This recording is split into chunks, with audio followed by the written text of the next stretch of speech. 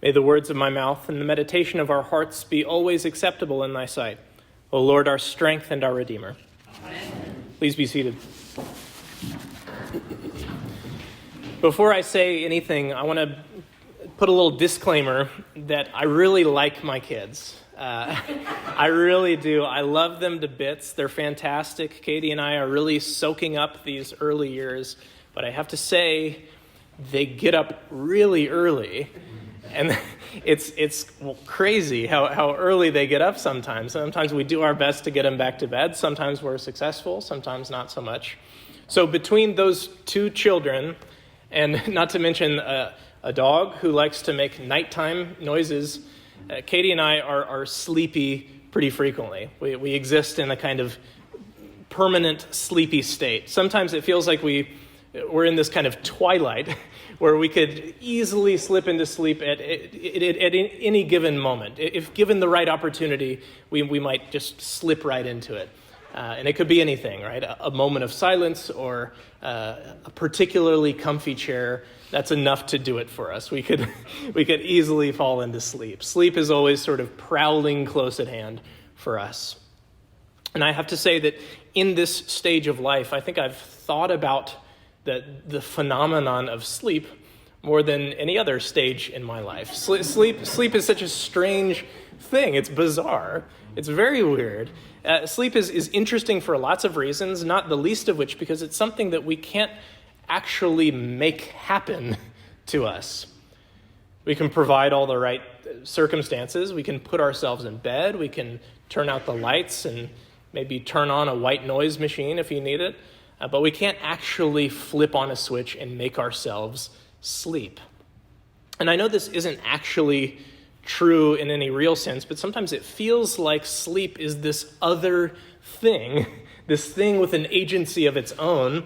Like I said, it feels like it prowls around sometimes. It catches us unawares. It gets the better of us. Sometimes it gets the better of us when we don't really want it to, or when we don't even realize that it's happening. How often have you woken up and sort of wondered to yourself, gosh, when did I even fall asleep? What was I doing? I don't remember. It happens a lot to us. I think movies is a pretty common experience. It might even be a movie that we really want to watch, but you start it and the next thing you know, the credits are rolling and you wonder, gosh, when did I fall asleep? How did that happen? In any case, I think we've all experienced this kind of sleepiness to some degree or another. We're all sleepy people sometimes. And I think we also experience a common thing in our spiritual life, a sort of analogous experience in our walk with Christ. We're all prone to a kind of spiritual sleepiness.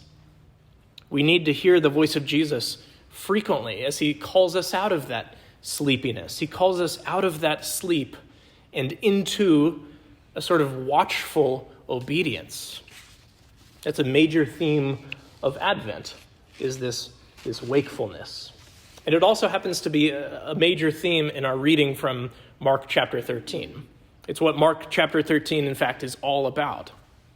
How often in those final verses that we read today do we hear the imperative to watch or take heed? It's a lot. If you were to go and look through it, it's pretty frequent there, especially at the end. And it's worth mentioning, actually, that in some translations of the Bible, some of these imperatives are translated as stay awake or keep awake. Obviously, it makes some sense, especially when we consider Jesus' illustration there at the end of our text, where Jesus talks about the unexpectedness of the end and how we, kind of like doorkeepers whose master is away, how we better not be caught unawares or asleep when he returns. We need to stay watchful. We need to stay wakeful and faithful. We can't afford to be lulled into a kind of spiritual sleep. I think it's really important that we begin this season with that reminder. I think it's important, actually, that we begin this liturgical year with this reminder. Stay awake. Jesus is coming again soon. The message of Mark 13 is always relevant. It ought to always be knocking around in our heads somewhere that Jesus is coming again. But as we look at Mark 13, I think it's critical for us that we know not only what Jesus is getting at here, but also maybe what he's not getting at here. As I think we'll see, what Jesus is not doing is he's not inviting us into a kind of speculation about when the end will come. There's no getting around the fact that Mark 13 is a difficult passage. The lectionary cycle has begun again. We are now in year B, and year B has gifted us with this wonderful gift of one of the most challenging chapters in the Bible as the very first thing to talk about this liturgical year. And that's either very fun or a bummer, depending on how you look at it. But here we have it. Jesus' words in Mark chapter 13 have been interpreted in lots of different ways, and faithful people have different ideas about what's happening at different points in this difficult passage of the Bible. And we don't have to crack open the debate entirely, but one of the main things that interpreters struggle with and go back and forth on is where Jesus is talking about his second coming, which of course is something that hasn't happened yet, and where Jesus is talking about a different event, the destruction of the temple in Jerusalem, which is something that happened in the lifetime of many of Jesus' first hearers and followers. If any of you are particularly fond of history, if any of you guys are ancient history nuts, you might know that in the years following Jesus' death and resurrection, so we're talking the 1st century AD, the Jewish people revolted against their Roman oppressors. This led to a war. Sometimes it's called the Jewish War in the year 66. And the results of this war were devastating. It was a defeat for the Jewish people. And lots of terrible things happened at that time, but one of the most devastating outcomes of this conflict was the destruction of the temple in Jerusalem in the year 70. It's an important date to have in our minds. It's an important event to have in our minds when we read the New Testament. For the Jewish people, this event was catastrophic, to put it mildly. Jewish life, Jewish identity, and certainly Jewish worship centered around and revolved around that structure there in Jerusalem. That's where the presence of God dwelt. That's where God's chosen people came into contact with the divine. To lose that was earth-shattering. That was totally devastating.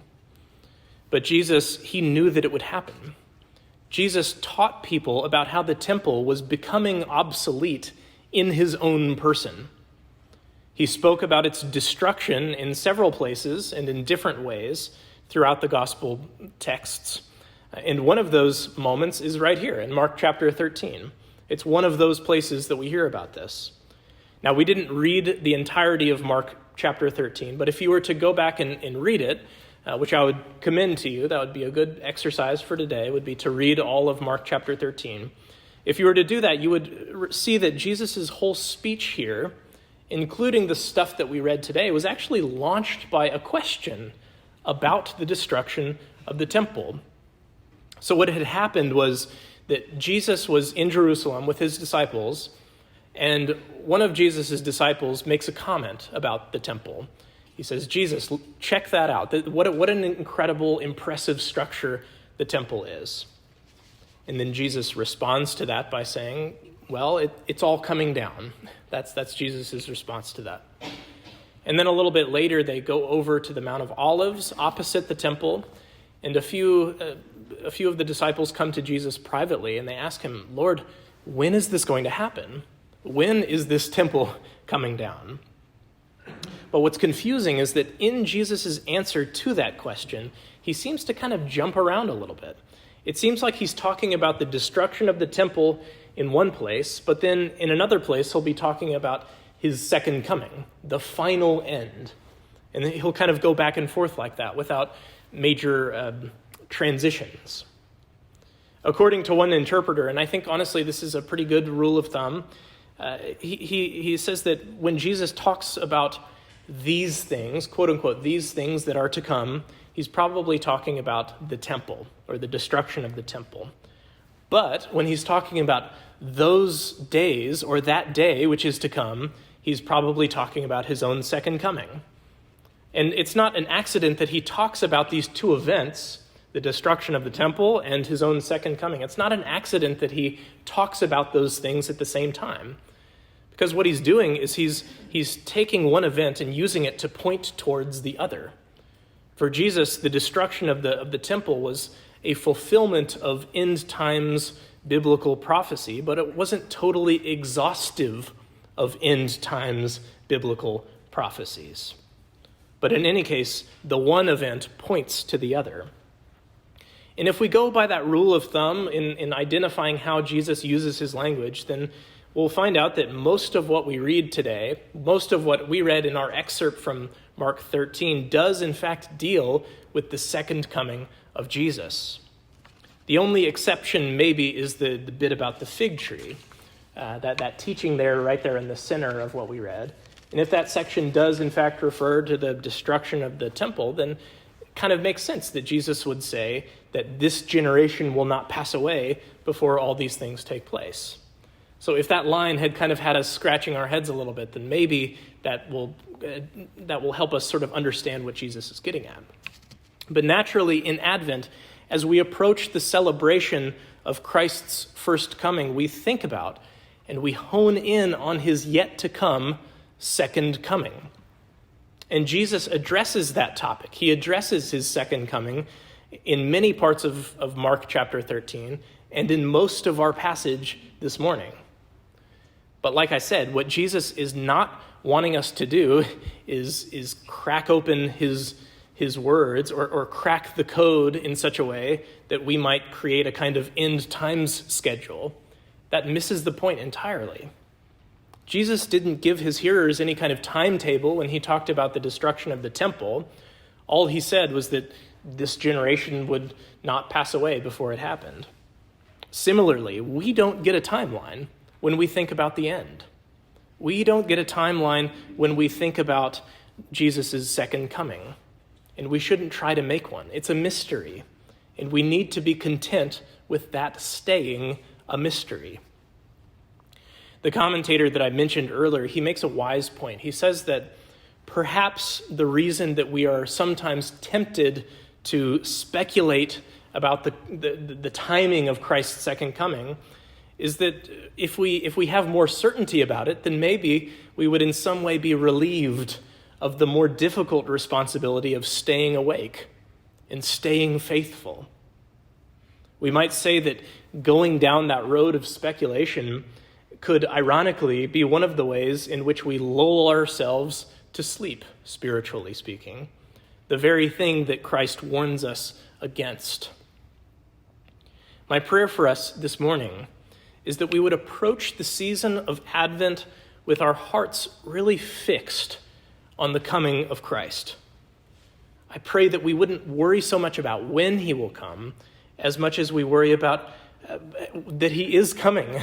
I pray that we would hone in on the fact that he is coming and that we would rejoice in that sure and certain knowledge. And as Jesus strongly enjoins us here in our text, may we stay awake in the meantime. Spiritual sleep is such an easy thing. It's such a dangerous thing. Even certain good things, blessings, can have what we might call an anesthetizing effect on us spiritually. They can make us spiritually complacent. If Christ isn't firmly established on the throne of our hearts, then any number of things can put us to sleep. So if we have dozed off, if we have slipped unsuspectingly into a kind of spiritual sleep, I pray that the Lord would use this season. I pray that he would deploy this season like cold water in our faces. I pray that this Advent would be like a warm cup of coffee that springs us awake again. The time for steadfastness, the time for faithfulness, the time for repentance is now. So be watchful, stay awake. In the name of the Father, and of the Son, and of the Holy Spirit.